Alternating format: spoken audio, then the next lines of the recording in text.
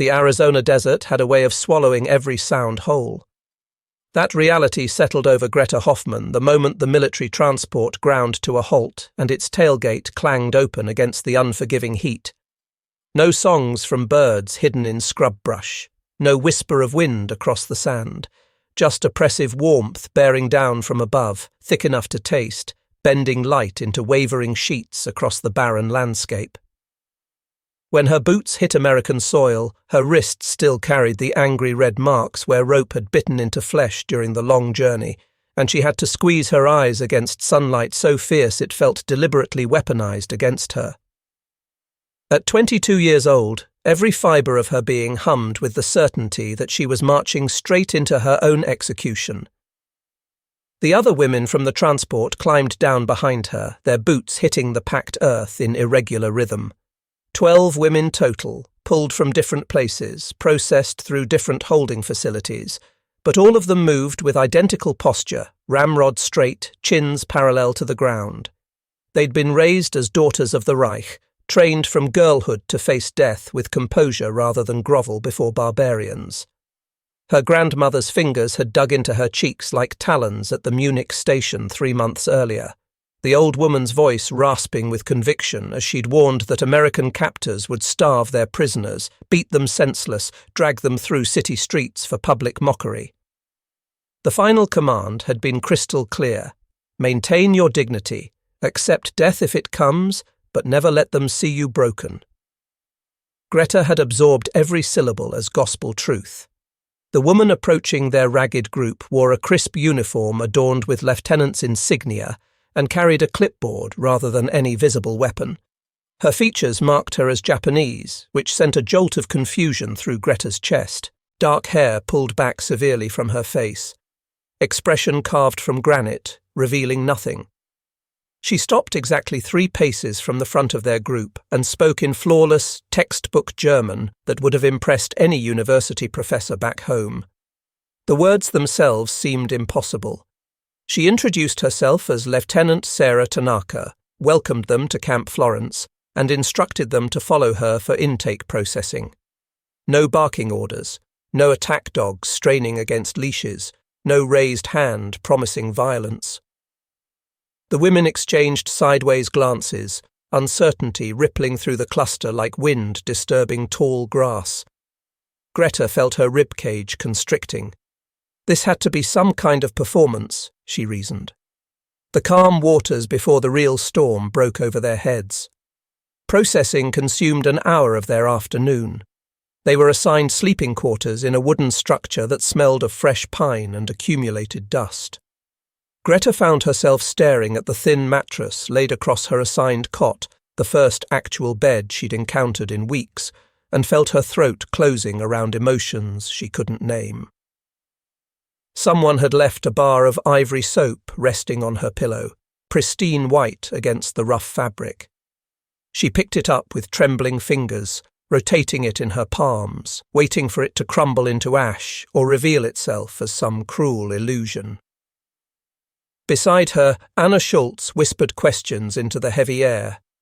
At 19, she was the youngest among them, and her voice cracked when she asked where the implements of torture were hidden, where the vicious dogs were kept chained. Nobody offered answers because they were all thinking identical thoughts. When the dinner bell clanged at exactly 1800 hours, Greta joined the shuffling line of women moving toward the mess hall, her shoulders tight with anticipation of thin gruel or bread gone green with mould. Instead, the aroma that hit her nostrils knocked the breath from her lungs. Roasting meat, yeast from fresh bread, butter, coffee that actually smelled like coffee rather than burnt grain. Her stomach clenched so violently she nearly doubled over right there in the doorway. The camp's mess sergeant, a broad-shouldered man named Jimmy Mueller, stood behind the serving counter with a ladle in one hand and an expression of easy warmth on his face. He said something in English she couldn't pass, then gestured toward the stack of metal trays. Greta extended hers with hands that wouldn't stop shaking, watching in disbelief as he loaded it down. A substantial cut of beef roast, still pink at its center. Mashed potatoes with butter melting into golden pools. Green beans that actually looked green. a roll releasing steam when her thumb pressed against its crust, canned peaches swimming in heavy syrup. Greta stood there staring at the tray, her hands trembling so badly the contents threatened to slide off. Under her breath, barely audible even to herself, she whispered in German whether this was truly what American prisoners were fed. Before she could take a single step toward the tables, Liesl Weber materialized at her side like a dark omen. At 38, Liesl was hard as winter stone, a former SS auxiliary who'd been issuing commands to the other women since the transport truck first loaded them up.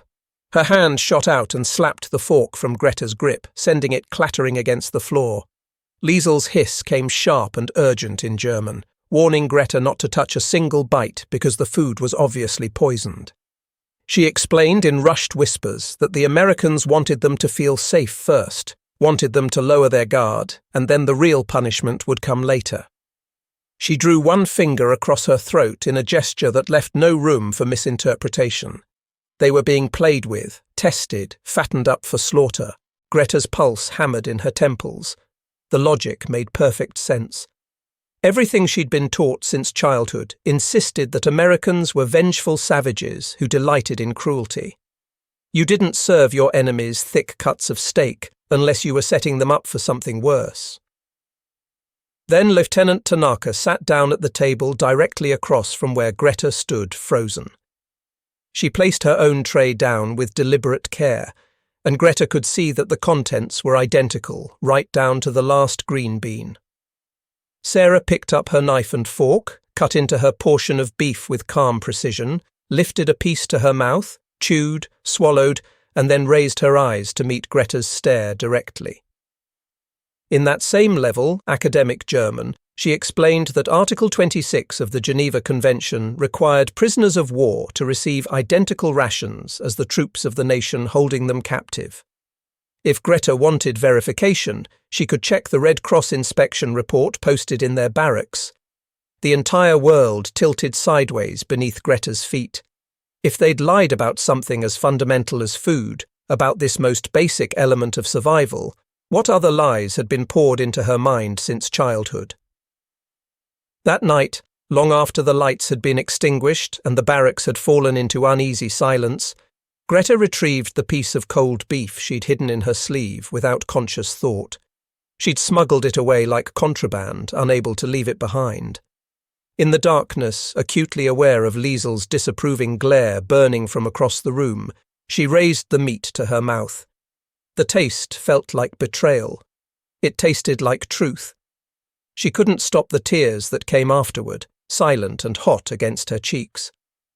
By the time the first week ended, Greta had earned $3.60 in camp script. She held the thin paper vouchers in her palm, printed with the official Camp Florence seal, and couldn't quite believe they were real. The sum represented more money than she'd ever personally possessed back in Germany. The work assignments weren't particularly demanding. Laundry duty meant hauling soaking uniforms from industrial washing machines to clotheslines that stretched across the compound, her hands turning pink and wrinkled in the hot water. 8 hours daily at 80 cents per day. The mathematics of it seemed ridiculous. On Saturday, she approached the camp canteen and purchased toothpaste, actual Colgate in a metal tube, writing paper and a pencil. She stood at the counter touching each item as though they might burn her skin, waiting for someone to laugh in her face and snatch everything away. But the clerk, a bored corporal who barely glanced up from his magazine, simply accepted her script and waved her along. Anna Schultz bought cigarettes even though she didn't smoke, clutching the pack like some kind of protective charm, physical evidence that this strange new reality hadn't evaporated yet. Greta found herself watching Lieutenant Tanaka with obsessive attention, studying the woman the way you'd study a locked door, searching for the hidden mechanism that would explain how everything worked. Sarah moved through the camp with machine-like efficiency, clipboard perpetually in hand, enforcing regulations with identical flat consistency whether the infraction was trivial or serious. No raised voice, no preferential treatment. When a guard attempted to skip a prisoner's dessert ration as some kind of joke, Sarah reassigned him to night watch duty for an entire month. When Liesl tried hoarding bread in her footlocker, Sarah confiscated it without commentary and documented the violation in triplicate. What Greta couldn't wrap her mind around was the restraint. Sarah should have hated them. Should have wanted them to suffer in ways that left marks. Her parents were imprisoned in some internment facility in California. Greta had overheard guards discussing it, and her brother had died fighting in Italy, killed while trying to prove his loyalty to a country that had locked up his family anyway. Yet here Sarah stood, enforcing the Geneva Convention as though it were holy scripture, treating enemy women with a level of care that felt more disturbing than cruelty could ever be. One evening, Sarah discovered Greta sitting alone in the barracks, staring at a blank sheet of writing paper, while the other women attended a film screening in the recreation hall. Greta couldn't force herself to join them, couldn't make herself do anything except sit motionless with the pencil hovering above the page. Sarah asked in German, her accent formal and textbook perfect, whether Greta was suffering from writer's block. Greta looked up, startled, and admitted she didn't know what to write to her family, if they were even still alive to receive letters. Sarah suggested that truth was usually a solid starting point. The truth, Greta replied with unexpected sharpness, was that she was being treated better in this prison camp than she'd ever been treated at home. The truth was that she ate steak while her family likely starved. How could she possibly write that? Sarah remained quiet for a long moment. Then she reached into her bag and withdrew a small cloth-bound book, a German-English dictionary with its cover worn soft at the edges from use. She set it down on the bunk beside Greta. Sarah explained that she'd thought Greta might want to read the convention herself, article by article, because what she was witnessing wasn't mercy in the emotional sense. It was law. There was a meaningful difference between the two concepts. Greta picked up the dictionary slowly, feeling its weight in her palms.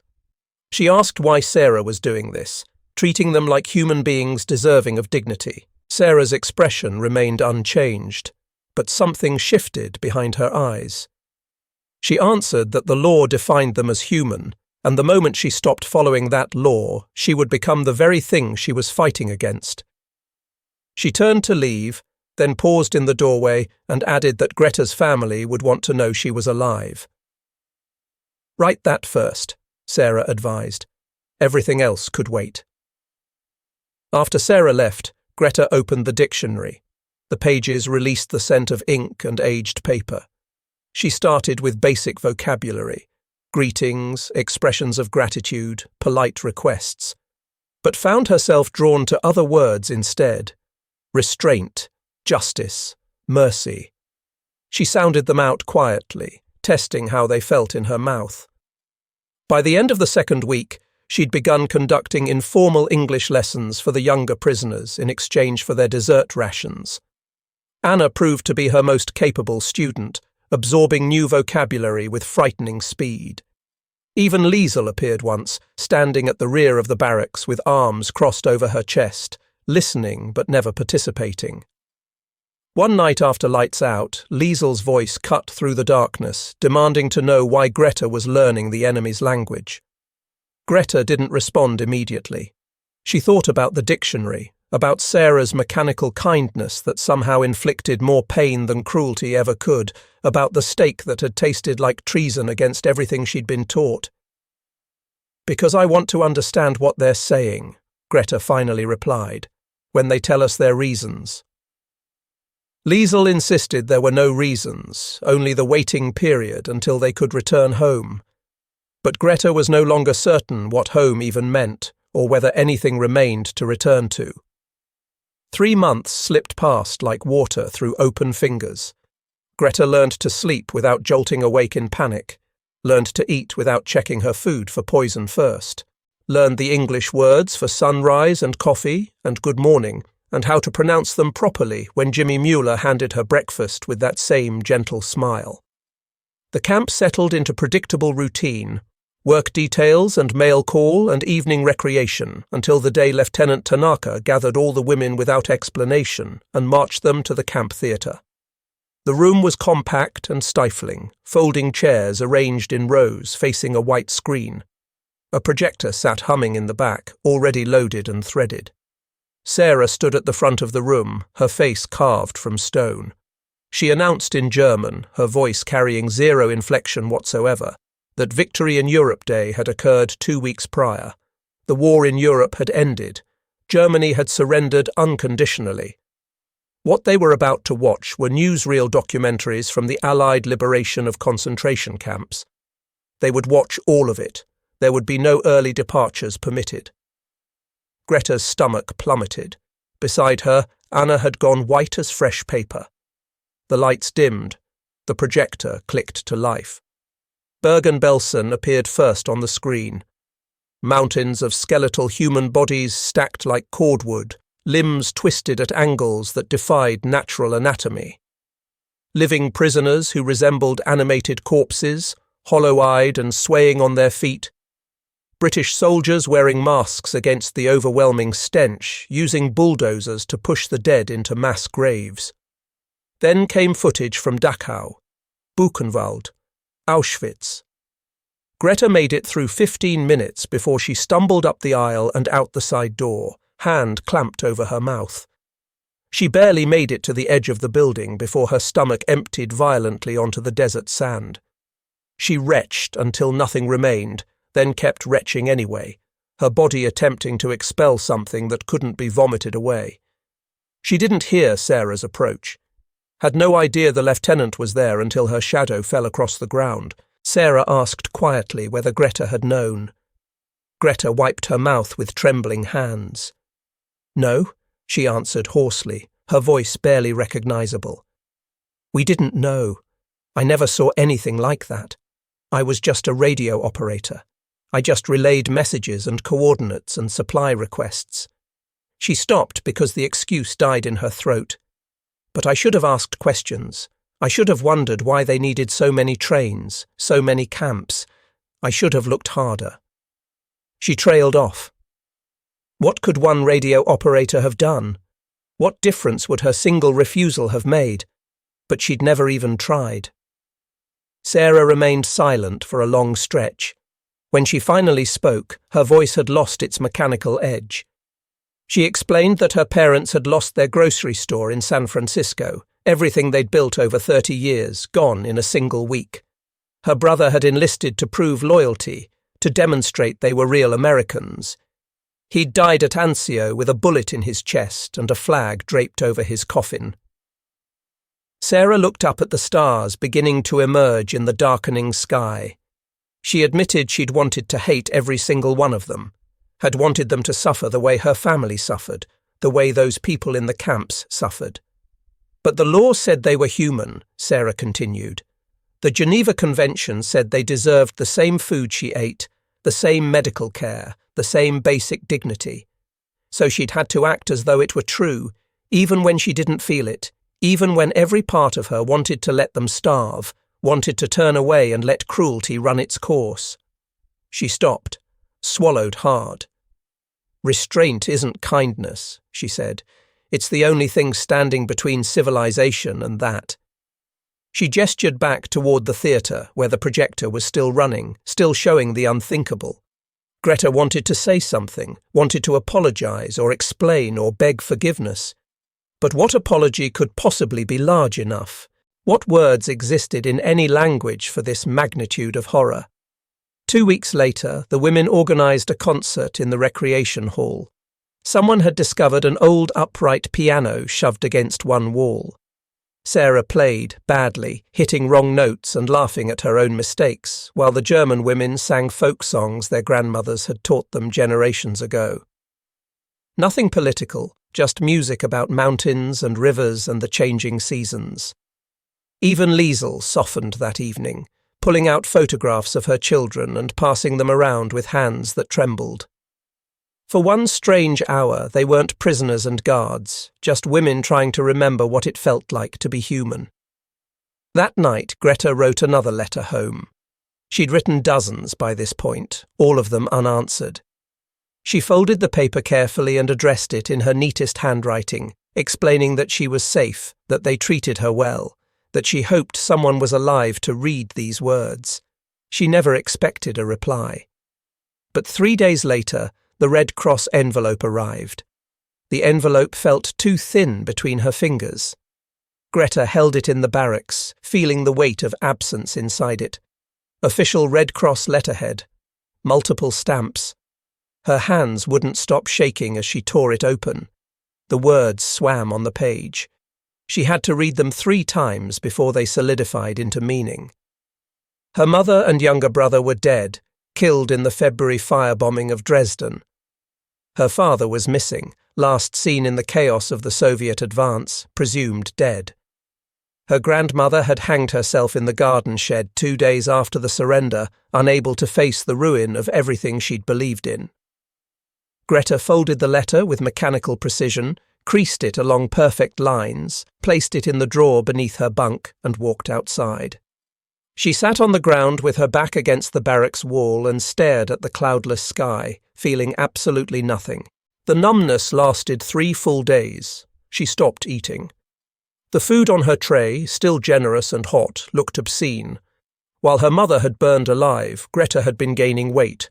While her brother had starved in the rubble, she'd been sleeping on a mattress with sheets.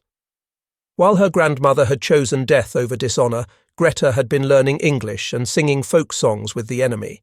Jimmy Mueller noticed first.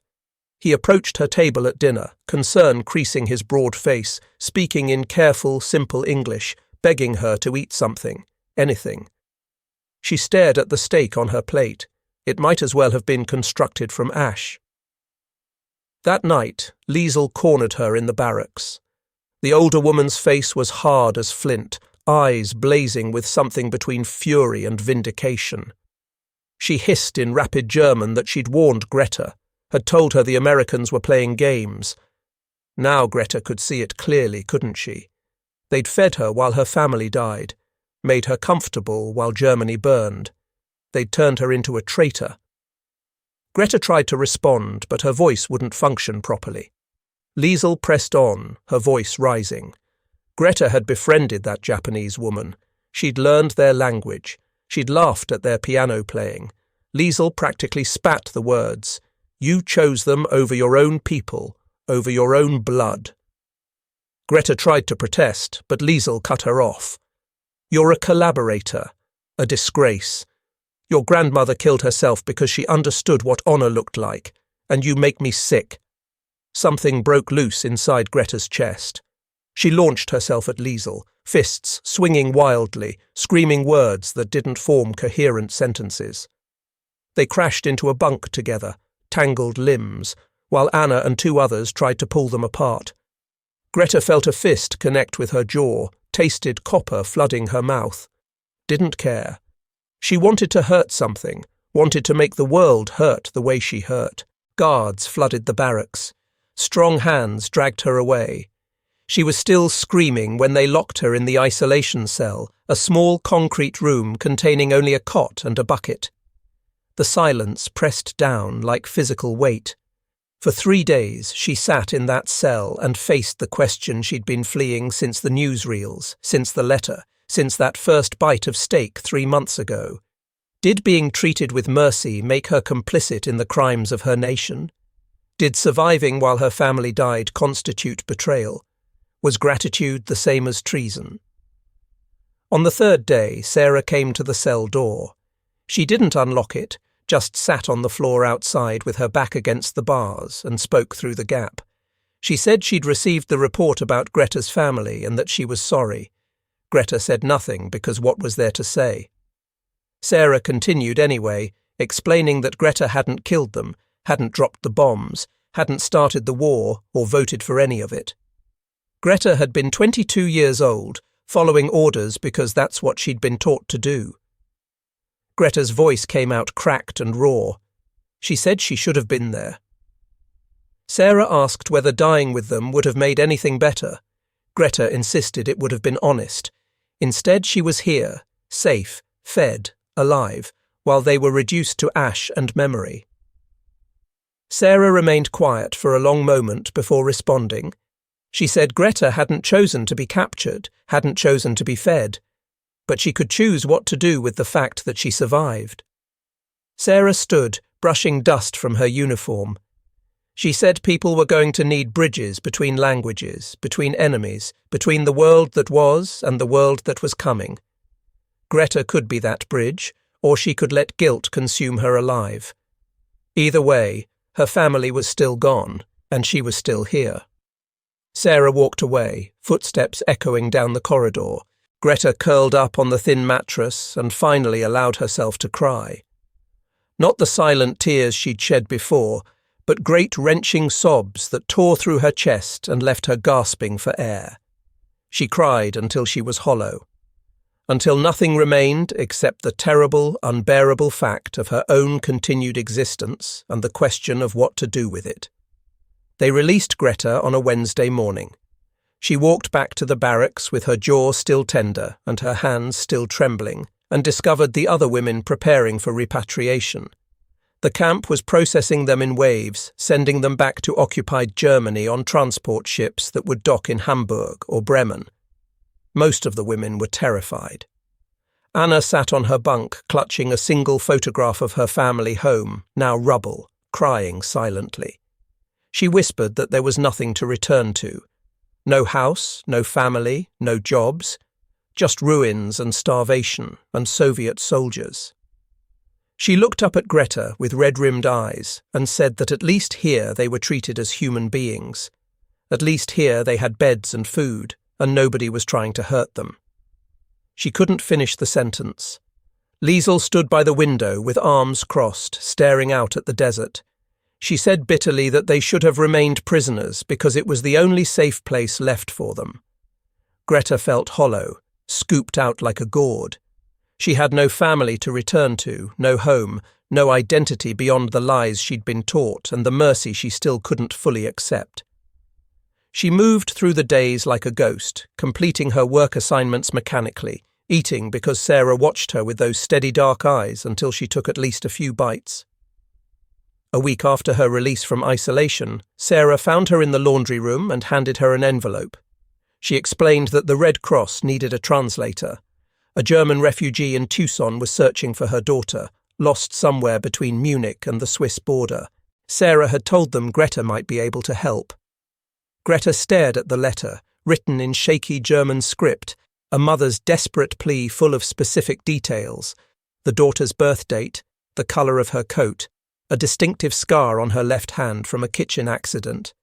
The kind of details only a real mother would know. Greta started to say she didn't know how to help. Sarah's voice remained matter-of-fact. Greta could read German, could read English, understood how systems worked now. It wasn't redemption, but it was something real. Greta took the letter, spent 3 hours that evening carefully translating it, adding notes about where to search, which agencies to contact, what paperwork would be needed.